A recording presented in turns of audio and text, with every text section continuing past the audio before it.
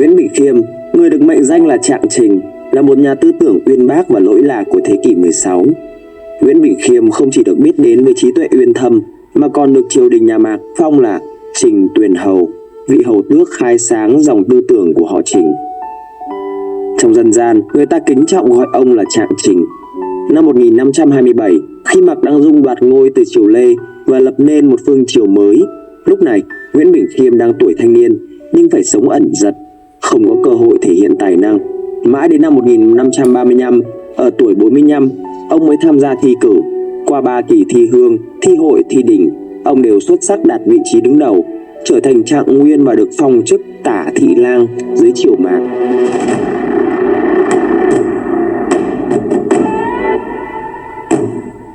Nguyễn Bỉnh Khiêm bắt đầu sự nghiệp giảng dạy và góp phần đào tạo nhiều học trò ưu tú. Đến đời Mạc Phúc Hải, chứng kiến sự xuống dốc của nhà Mạc, Nguyễn Bỉnh Khiêm thất vọng, quyết định từ chức, về quê sống đời ẩn sĩ. Bên cạnh sự nghiệp chính trị, ông cũng nổi tiếng về tư tưởng của mình qua thơ và nhiều tác phẩm văn học nổi tiếng. Một trong những tác phẩm nổi tiếng nhất của ông là Sấm Trạng Trình, bao gồm các câu thơ lục bát mà người đời thường cho là hàm chứa thông điệp tiên tri, đặc biệt là khi có nhiều sự kiện diễn ra khớp với tiên đoán.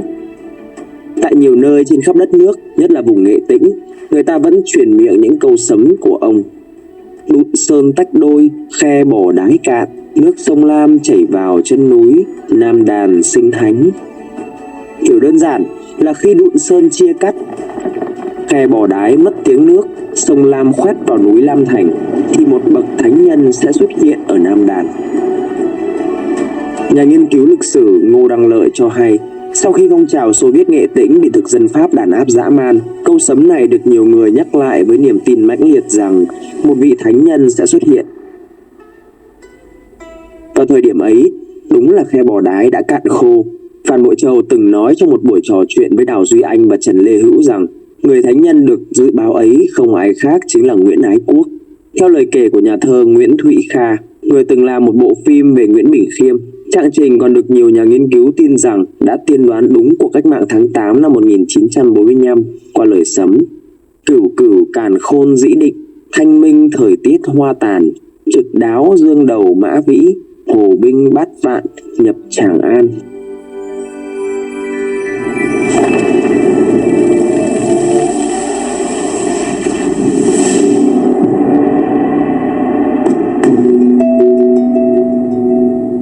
Thời tiết hoa tàn biểu thị sự suy tàn của ách thống trị thực dân. Câu trực đáo dương đầu mã vĩ chỉ ra rằng cuối năm Ngọ đầu năm Mùi mới có kết quả. Điều này ứng vào việc sau chiến thắng Điện Biên Phủ tháng 5 năm 1954, đến tháng 10 cùng năm, Hà Nội mới hoàn toàn được giải phóng. Câu cuối cùng, hồ binh bát vạn nhập Tràng An, ám chỉ 8 sư đoàn của một vị lãnh đạo tài giỏi tiến vào kinh đô. Ngoài ra, Trạng Trình còn dự đoán được nhiều sự kiện lịch sử khác từ 500 năm trước, gói gọn trong câu Long Vĩ xả đầu khởi chiến tranh, can qua xứ xứ khổ đao binh, mã đề dương cước anh hùng trận, thân dậu niên lai kiến thái bình. Hiểu nôm na, cuối năm Thìn, đầu năm Tỵ sẽ có chiến tranh phù hợp với cột mốc năm 1976 là năm Thìn và năm 1977 là năm Tỵ. Đây là thời điểm xảy ra cuộc chiến tranh biên giới Tây Nam. Tiếp theo, mã đề dương cước báo hiệu cuộc chiến tranh kéo dài qua năm Ngọ. Đến đầu năm Mùi, quân đội mới tiêu diệt xong Pol Pot. Thân dậu niên lai kiến thái bình, nghĩa là từ năm Thân đến năm Dậu mới lập lại được hòa bình. Khả năng tiên đoán của ông trở nên nổi tiếng đến mức sứ giả nhà Thanh gọi ông là An Nam lý học hữu Trình Tuyền, có nghĩa là ở nước Nam về lĩnh vực lý học có ông Trạng Trình. Theo nghiên cứu Nguyễn Bỉnh Khiêm, nhà lý học, của giáo sư tiến sĩ Nguyễn Tài Thư thuộc Viện Nghiên cứu Hán Nôm, lý học nói một cách dễ hiểu là một trường phái triết học lớn trong Nho giáo, đặc biệt phát triển mạnh ở thời Tống. Lý học tập trung vào việc nghiên cứu về lý, tức là nguyên tắc và lý do của vũ trụ nhân sinh. Nó nhấn mạnh đến việc hiểu biết về đạo đức, xã hội và quy luật tự nhiên thông qua lý trí và tri thức. Vậy Nguyễn Bỉnh Khiêm có thật sự nhìn thấu được tương lai hay không? Bạn đang nghe podcast Giải Mã với loạt bài về các câu chuyện bí ẩn lịch sử, xuất bản vào sáng thứ Hai hàng tuần.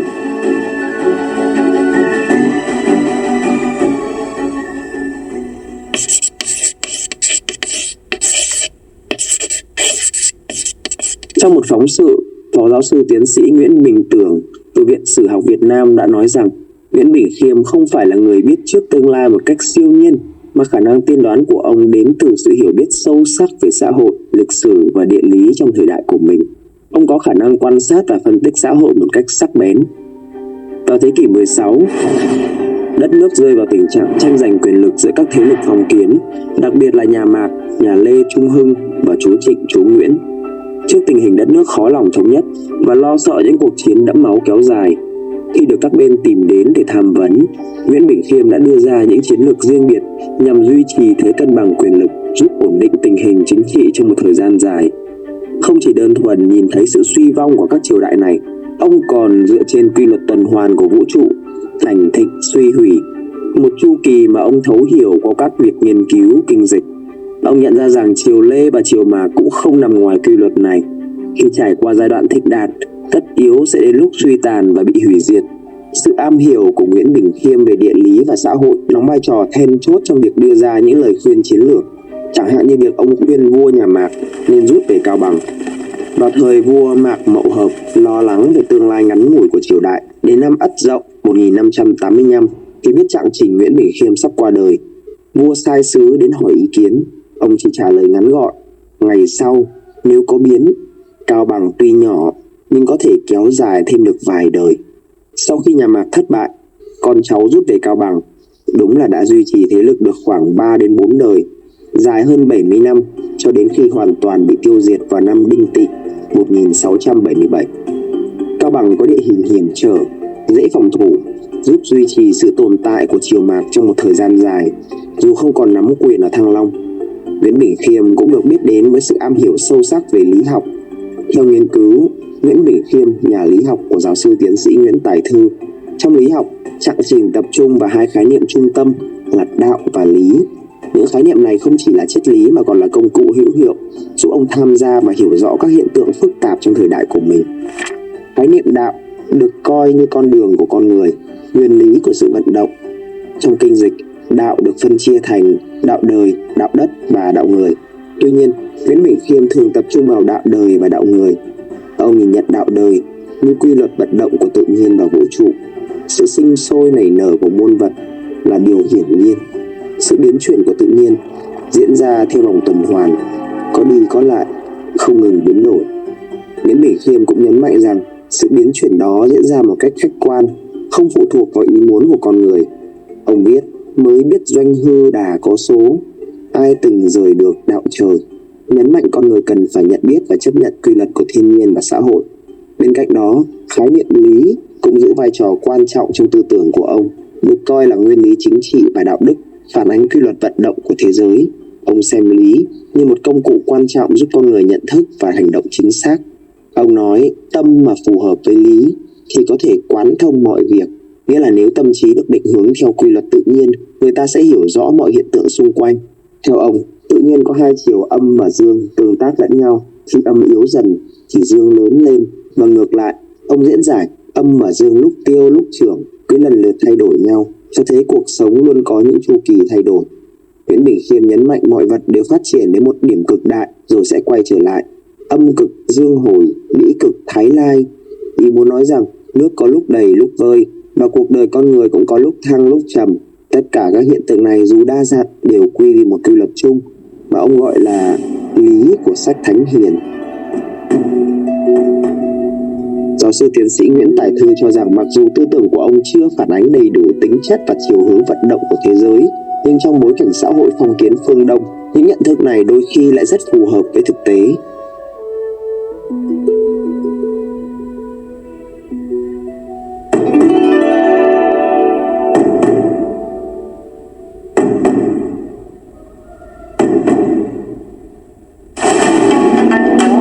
Năm 1568, sau khi hay tin anh trai là Nguyễn Uông bị Trịnh Kiểm, tức chúa Trịnh, ám hại, Nguyễn Hoàng bí mật tìm đến hỏi xin ý kiến Nguyễn Bỉnh Khiêm. Ông đưa ra lời khuyên: Hoành Sơn một giải, vạn đời dung thân. Khuyên Nguyễn Hoàng nên vào vùng Hoành Sơn để xây dựng sự nghiệp. Nguyễn Hoàng đã làm theo lời khuyên này, vào trấn thủ và Thuận Hóa, tức khu vực Quảng Bình, Quảng Trị, Thừa Thiên Huế, Đà Nẵng ngày nay, và dần xây dựng thế lực riêng biệt ở đằng trong. đối trọng với chúa Trịnh ở đàng ngoài. Lúc đó, chúa Trịnh có ý định hạ bệ vua Lê và giành lấy quyền lực nên đã tìm kiếm Nguyễn Bỉnh Khiêm để tham vấn. Ông không trực tiếp trả lời mà âm thầm dẫn sứ giả đi thăm chùa, ngụ ý chúa Trịnh nên giữ lòng chung với nhà Lê để bảo toàn lợi ích. Những sự kiện này không chỉ trở thành hiện thực mà còn được lịch sử chứng minh, thể hiện rõ khả năng thấu hiểu và tiên đoán của Nguyễn Bỉnh Khiêm dựa trên kiến thức sâu sắc của ông về xã hội, lịch sử, địa lý và lý học. Ngoài ra, khả năng nhìn thấu thế sự của Nguyễn Bỉnh Khiêm còn được củng cố qua quyển sách cổ Thái Ất Thần Kinh.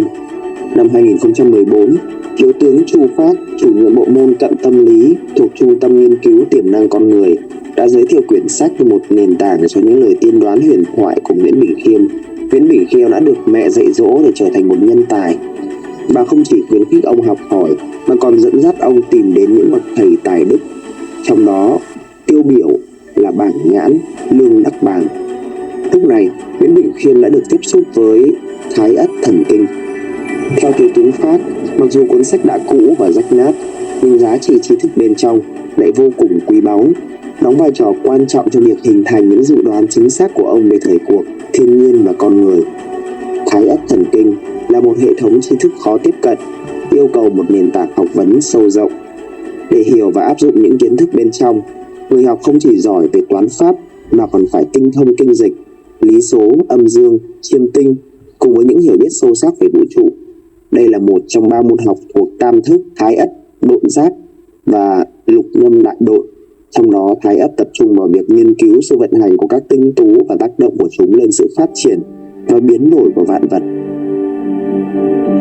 Lịch sử ghi nhận đây là một công cụ dự đoán không chỉ về các hiện tượng tự nhiên như thời tiết, hạn hán và lũ lụt, mà còn về những sự kiện mang tầm vóc quốc gia như chiến tranh, bệnh tật và sự thịnh suy của triều đại hay xã hội. Những dự đoán này dựa trên cơ sở khoa học cao, được xây dựng bằng các tính toán phức tạp mà chỉ những học giả uyên thâm mới có thể hiểu thấu. Nhà bác học Lê Quý Đôn từng đề cập rằng để sử dụng Thái Ất trong việc dự đoán, người ta cần đến 4 phương pháp tính toán, từ việc xem năm, tuế kế để tiên đoán vận nước, đến việc xem tháng, nguyệt kế, ngày, nhật kế và giờ, thời kế để đánh giá cục diện và xác định họa phúc. Mỗi yếu tố này đều phải được tính toán chuẩn xác. Sự rắc rối này lý giải tại sao Nguyễn Bỉnh Khiêm với trí tuệ phi thường lại có thể nắm vững những bí ẩn chứa trong Thái Ất Thần Kinh.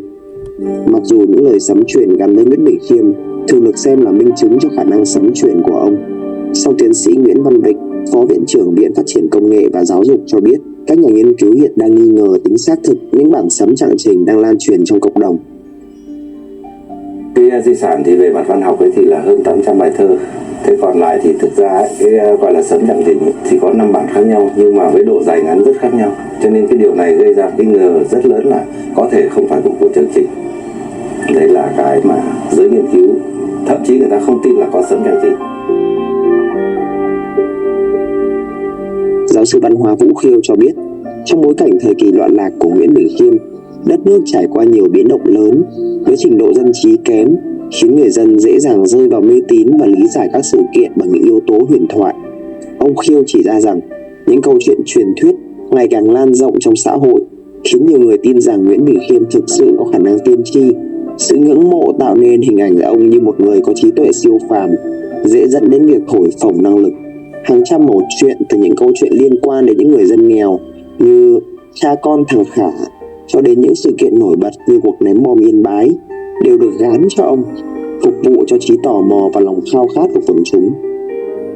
Đồng quan điểm với ý kiến trên, Phó giáo sư Nguyễn Tài Thư cho rằng khả năng sấm ký của Nguyễn Bỉnh Khiêm là điều không khả thi, vì thực tế cuộc sống rất phong phú và phức tạp. Điều hiển nhiên thường đi kèm với rất nhiều điều ngẫu nhiên, khiến con người khó mà nhận ra. Chính Nguyễn Bỉnh Khiêm cũng đã nhiều lần thừa nhận những giới hạn trong nhận thức con người. Ông từng nói, cùng và thông, được và mất, lẽ nào do con người quyết định chăng? Và việc trái với thời, hàng vạn chỗ bất đồng. Mặc dù ông có thể đã đưa ra những dự đoán dựa trên sự hiểu biết của mình về quy luật xã hội và lịch sử, nhưng không có cách nào nắm bắt được mọi điều một cách chính xác.